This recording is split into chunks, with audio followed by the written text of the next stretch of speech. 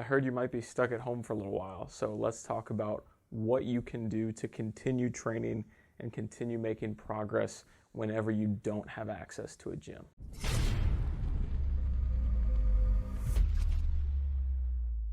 What's up, guys? Kyle Blanford with Hypertrofit and PectusWarriors.com. Today we're going through the key objectives that we're trying to accomplish when working out at home. So just because you don't have full access to a gym doesn't mean that you need to shut down everything that you're doing from a fitness standpoint.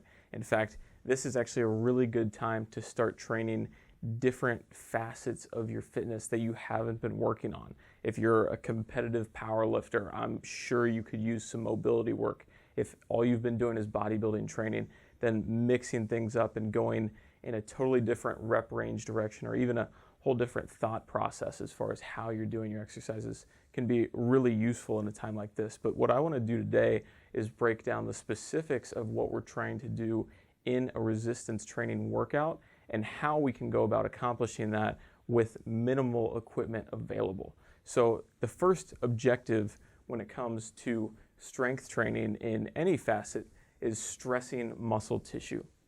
And there are a number of ways to go about this. Obviously in the gym we have all these different pieces of equipment, we have all kinds of different weight, and that allows you to add resistance to any sort of implement that you're using to stress muscle tissue, which is the first example. So increasing resistance is obviously a way to do it. Beyond that, we have increasing time under tension.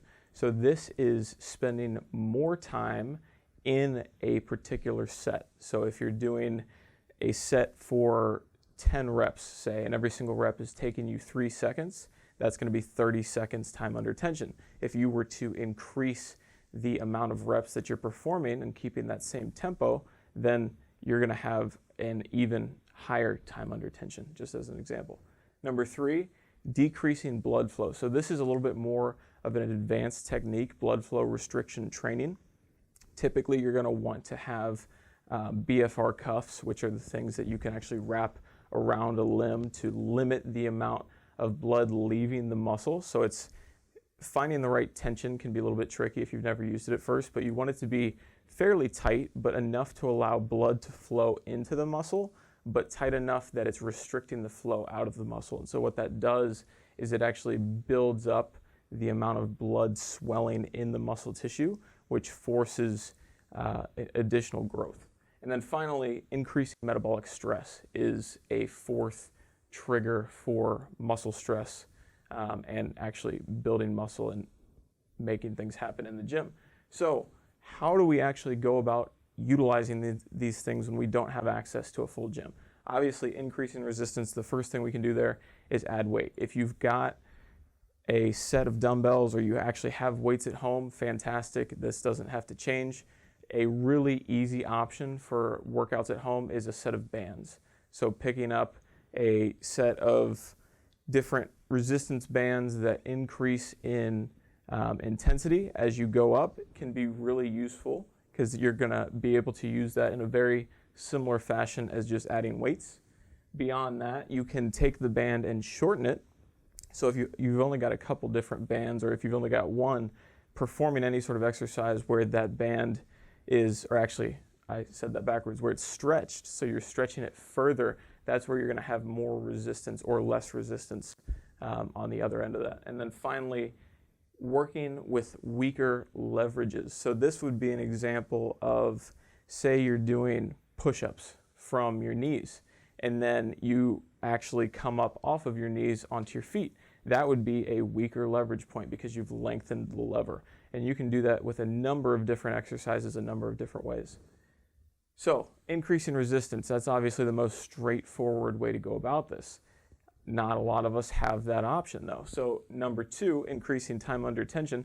As I already mentioned a little bit initially, you can obviously add sets or add reps to your set, which is going to increase the amount of time that you're spending in that exercise, which is a great and easy way to do it.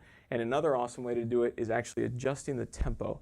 So a lot of times most people aren't paying attention to the tempo of their exercise. They bring it down, they push it up with whatever speed they can manage.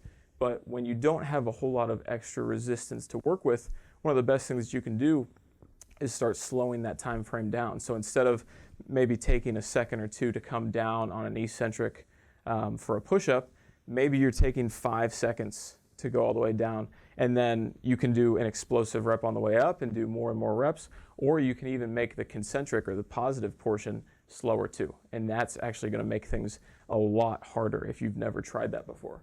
So those are two obvious ways to do it, and then one last way that can be really useful as well is taking an exercise for a specific amount of time. So instead of saying I'm going to do 3 sets of 10 with this particular exercise, you can say I'm going to set a timer for 60 seconds and I'm going to continue doing reps until that time is out, and be able to adjust your training in kind of a duration factor.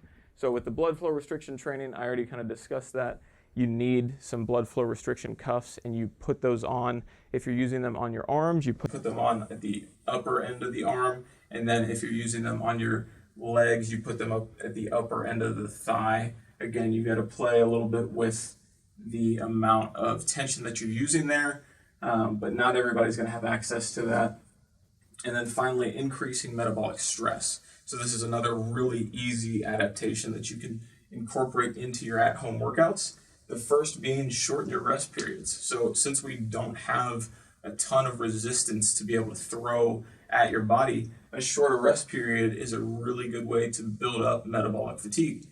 Beyond that, we can do supersets and we can do circuits. So basically the same idea, we're taking these exercises and instead of doing them one set at a time, we're putting them back to back so that you've got a lot of different muscles working in conjunction with one another without any sort of rest in between them. So all of this is to say that there is absolutely no reason why you can't get an incredible workout and still be able to train your body the way that it needs to be trained without a bunch of different equipment available. And I really do want to help you guys out with this. So if this would be helpful to actually be broken down into an example of a workout, I'd be more than happy to shoot that for you. And I'm going to be working on a few things in this time anyway. So let me know below if you guys enjoy this and if you want me to make some more stuff as far as this thing goes so that we can help you out while you don't have access to the gym. So hope that was helpful. Talk to you guys again soon.